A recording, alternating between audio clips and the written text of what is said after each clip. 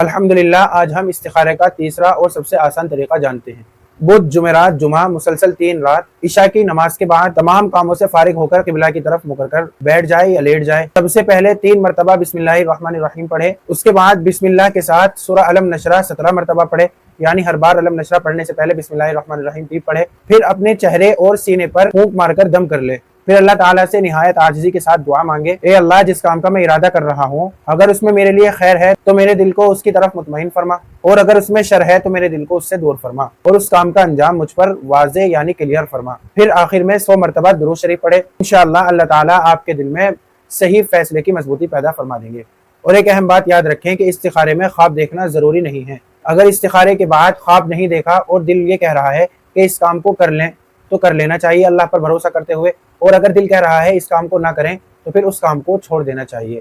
یہی استخارے کا اصل مقصد ہے۔ اگلی ویڈیو کے اندر ہم صلاۃ الحاجت کون سی نماز ہوتی ہے اور اس کا کیا طریقہ ہے یہ جانیں گے۔